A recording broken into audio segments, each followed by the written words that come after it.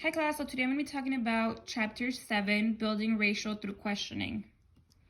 So the first thing that we are learning is wait time. So wait time allows students time to think before answering. So what I mean by that is sometimes as a teacher, we say something and we don't give our students enough time to respond. So wait time really allows them to think before they answer. So these are some of the benefits of wait time. So more students are likely to participate if they are just given a few more seconds to think. They also decrease the number of failed students to say, I don't know. So by giving them that extra time, we get students to actually think, look at their notes, and know the correct answer.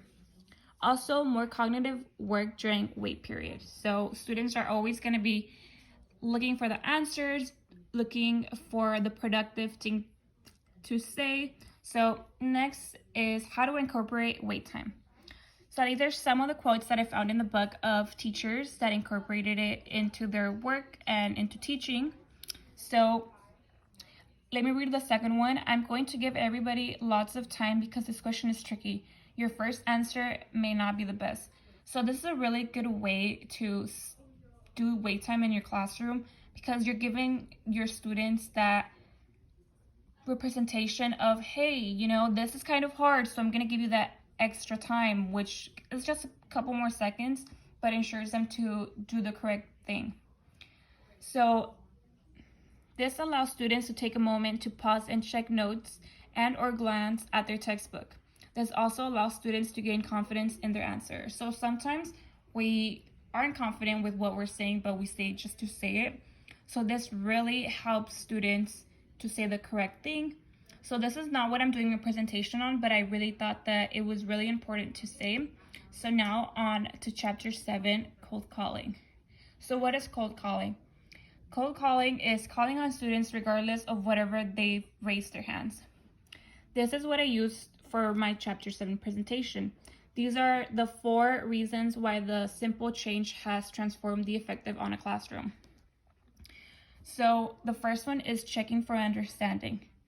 You have to make sure that you call on students who aren't raising their hands because students who volunteer to tell you that they think understand something are most likely to know it before the students who don't. So what I mean by that is sometimes the students that's always raising their hand might know the answer, they might be correct, but it's better to call on students that are not raising their hand to make sure that they are connected and know the answer and are on track in this class.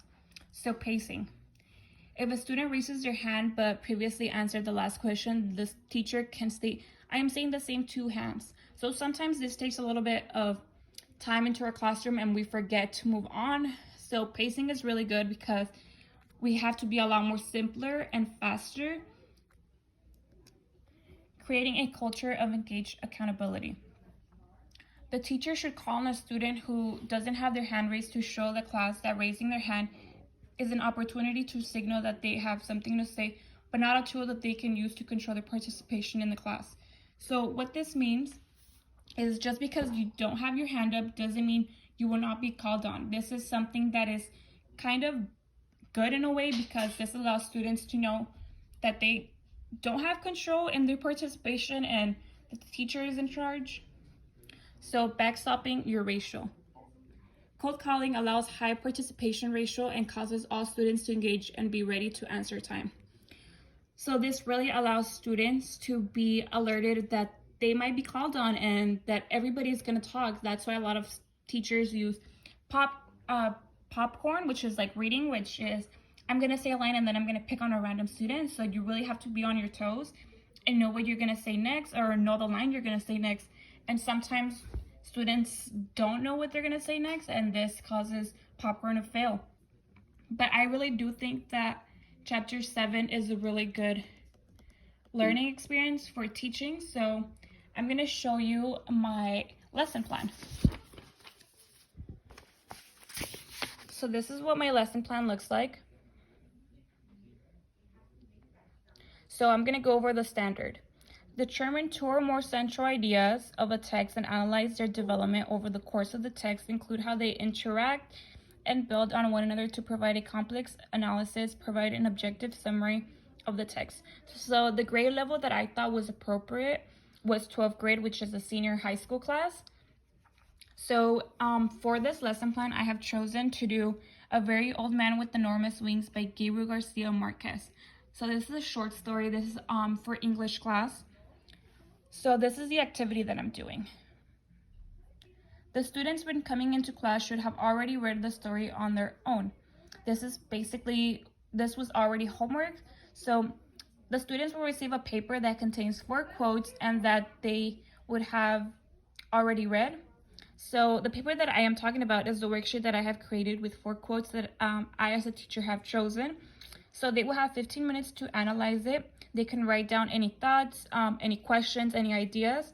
So again, this is just a refresher. They have already done this for homework. So they should be prepared with A Very Old Man with Enormous Wings. They should know the book. They should know the short story.